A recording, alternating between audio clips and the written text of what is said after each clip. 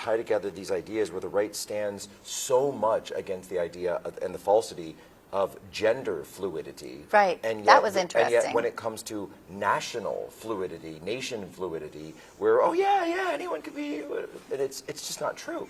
Yeah, I think that that's true too. And it's something that growing up in America in the 80s and 90s, you don't really think about because American culture was at that time so entrenched.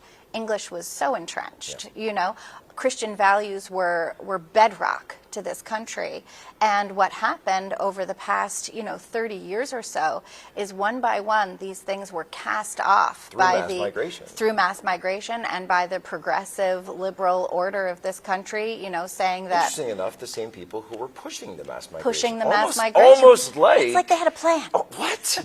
Almost like it was deliberate in some way. Perhaps it was intentional. Sort of plot, perhaps it was, a nation-destroying exercise. Destabilize our country and destabilize Christianity and destabilize the American way of life. But that would and replace crazy. It with globalist values. And Precisely. Globalist values are nation-destroying values. That's like the point of them, right? Well, so, I was actually, one of the lines that I had said, I was chatting about this last night with Tanya, and I said, it'd be like going into the kitchen and saying, we're going to take all the ingredients, so the melting pot, right? Well, the melting pot actually does fall apart when you think about it, because if you went into the kitchen and took everything you had into the kitchen and poured it into a pot, how would it taste? Oh, it would be bad. You don't need soy sauce and salsa. It'd be definitely on spaghetti. Slop. Definitely, you don't want that. No, or like putting cheese on Chinese food. Right. No, that's bad. What is that? There's not a lot of cheese in Asian cuisine. No, it's not. No, it's just not. Again, it's just not generally part of their diet. Something I learned that when I was in China. Okay, great. It's just different. And so you realize that when you get to a point, at some point, the soup is good, but at some point it just turns into sludge and slop and mush. And do we really want that? Do we want to live in a country like that? Do we want our children to live in a country like that? I don't think so. No, I think we want a strong culture that we can identify. And American culture used to be identifiable the world over. And I think I think that Americans are still identifiable the world over. Like if I go to Italy, obviously I'm not Italian, even though my great-grandparents came from there. I'm obviously American, And that's something that I love about us. I love how you can always tell it's an American. We've got matching T-shirts. We're too loud. We're wearing sneakers. But I guess I the love issue that is stuff. That, and one of the terms that's come up here, and it's and I love the contentiousness of some of these topics, that they're not afraid to get into. The one guy was up there just talking about household voting. Right. Right. So that's an interesting concept. Although I said, wouldn't that disincentivize marriage?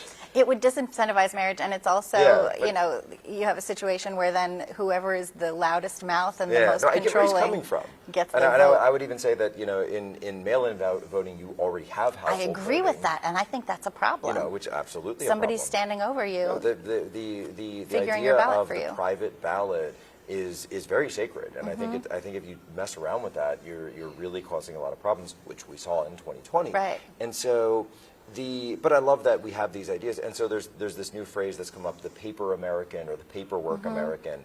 So and Zoran Mondani is this perfect example of what we're talking about. Someone who's come to this country, he wasn't born here, he's been a citizen for about 5 minutes, and he immediately starts talking about direct communism. Right, and his parents are globalists. They're complete globalists. I mean, like quintessential. They're rich, they have a compound in Uganda. His dad teaches like anti-colonialism at Columbia. Ludicrous.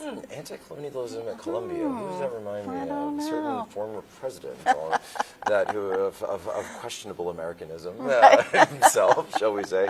But it's I think that as a movement and as a people that's going through these conversations, and they're tough.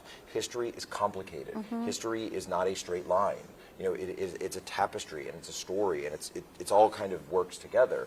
But to answer this question, what is an American? I think it goes to the center because our policies flow from these questions. And when we had this idea in, say, the 1960s that America was a nation of immigrants, well, what did we get immediately after that was the 1965 Immigration Act, which started the mass migration. And so I really think that when you look at the upheavals in American society, certainly the upheavals all across Europe, the election in Poland, which was predicated on the idea that blocking mass migration, it has become the question of our day.